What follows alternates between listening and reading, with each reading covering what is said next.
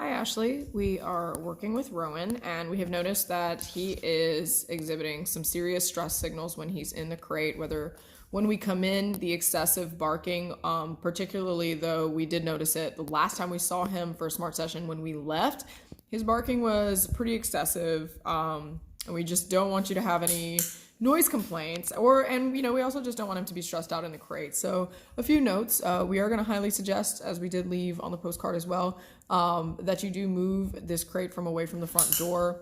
We do think that seeing you leave or just seeing people leave or potentially even hearing people on the other side of the front door can be very triggering and very difficult to stay settled in the crate, if that makes sense. We want to make sure that the crate is a place of calmness, always a place that he enjoys being in. The other thing we're going to highly suggest is that you are using it throughout the day, even for no reason at all.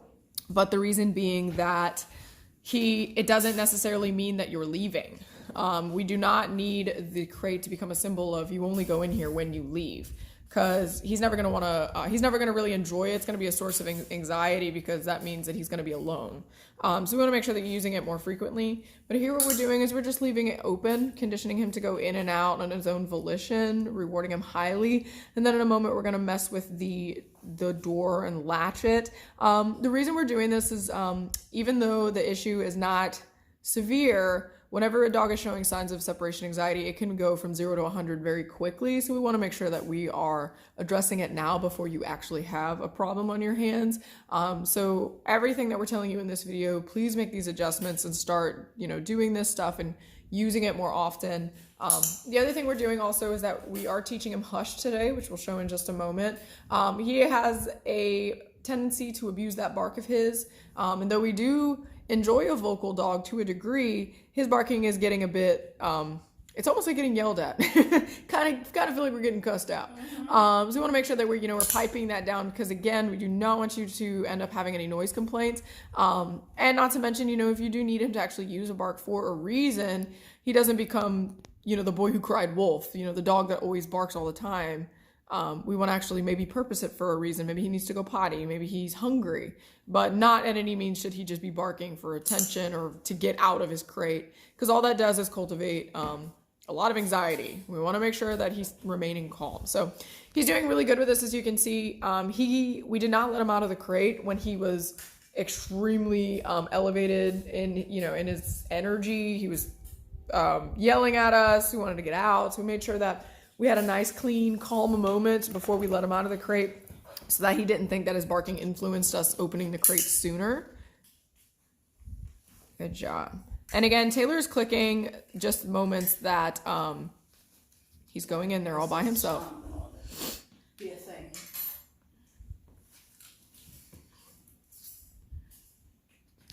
He's working it now. Yes.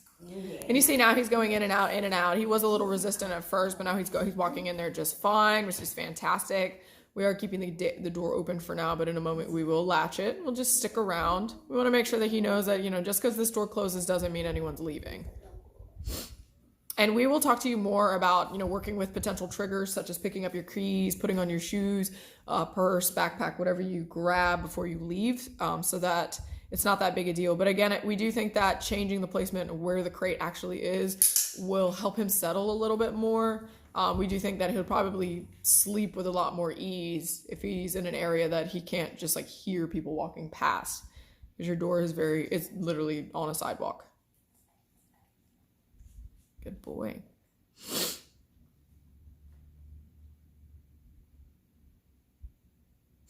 He's so cute.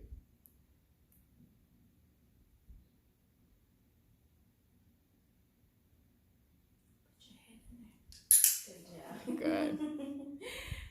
Taylor waited for the moment as the head went completely in the crate. It's a very simple moment. We're not telling him what to do. Notice that we're staying very quiet, and he's making these decisions on his own. Whenever you're dealing with, some type of anxious behavior, you want to make sure that all the decisions that they make, they think it's their idea. I mean, of course, we are heavily suggesting it and rewarding it with treats, high value at that. But not at any point did we instruct him to go in there, because we want it to belong to him. We want him to think that this is his choice and that he wants to do this. The more they think they want to do it, the more they'll do it without any resistance. Are you gonna break? We need a break.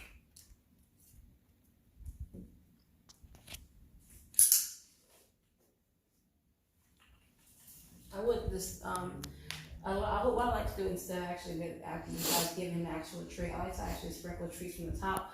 But your waterproof mat is very buoyant, so it's bouncy. The treats just come and fly everywhere. So that's why I'm just using my hand and give him a treat. Good boy. This is very hard for him. He was very stressed out when I let him out. He was running around. He got on the table. He was being a crazy nut.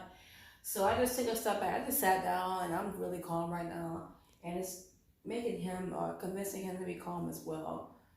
Being in the crate and just relaxing and just taking a moment to like breathe, actually helps cultivate calmness, which is something that we've been saying a lot today. But we want to make sure that we cultivate calmness no matter how old our dog is. Even for a puppy, we can cultivate calmness. And what I mean by that, I'm marking the moments where, yes, he's in the crate. He's also in the crate and he's not like barking. He's not stressed out too much. I'm not going to mark and click if he's showing stress signals. If he is doing that, maybe I took it too far too soon.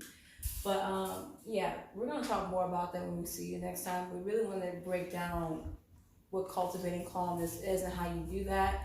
And one part of your homework will be to get that is to use the crate more often when you're not just going somewhere. And I'm not saying put in the crate and go somewhere else. No, doing this practice right here, making the crate more of a habitual thing versus just using it when you leave.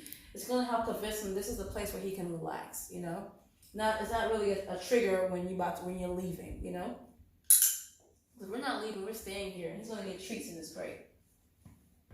Alrighty, now we're moving on to the barking portion. So a few things that he's doing. We're still getting a lot of puppy excitement with the leash. So we definitely need to revisit that area, make sure that we're calming the leash factor down. He does have a tendency to bark at it and try to rush us to put it on. It's become very triggering that it means he's going outside.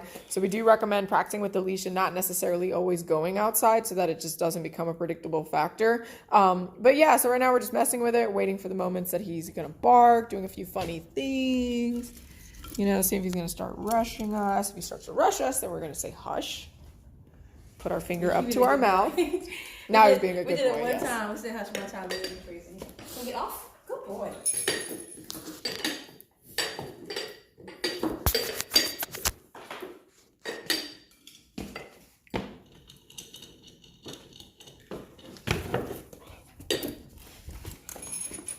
Off. Good boy. Good. He's being a really good boy. He's being very good. We're just not barking now. Hey, don't take my leash. That's a good leash here. Hey, Rowan, good boy. You're such a good boy, Rowan. My boy, you're a good boy. Oh, you're a good boy. Yes, you are. You're such a good boy, Rowan. Yes, you are. You gotta take treat. You gotta treat my fingers a little bit nicer. No nipping. Boy, good job. Good boy. Good boy. Good boy. All right, we had a moment. Yes, good boy. Very good. Good Very boy. good. Good boy. Why are you talking on the He's talking on the couch. Got it. He talks on the couch.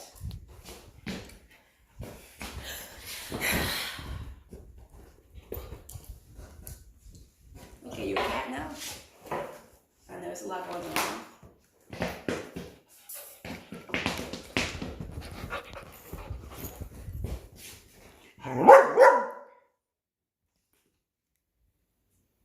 Yes, good boy. Good. Taylor right there is doing the hand signal for hush. It's very simple. You literally put your finger up to your mouth like you would hush a child, which essentially he is like hushing a child. So basically what we're doing there, you're going to want to use your clicker for these moments. And we're waiting for the quiet moments. And it's not just a very instantaneous hush. We're making sure he stays quiet for at least 2 to 3 seconds. You can, of course, increase that time later on. But as he is learning what that means, look at him. He's offering the crate. That's nice. But as he continues to learn, you want to keep it pretty brief within, winnable moments. Very important that if there are moments that are highly predictable, he's going to be prone to barking, that you go ahead and try to limit those moments as much as possible. If you don't feel like training them, it's totally fine if you don't feel like training all the time. We get it. Make sure that you're using your management. So if he's going to be prone to barking near the front door, if you have guests coming over or anything like that, just don't encourage the behavior by doing nothing. That's really the biggest thing.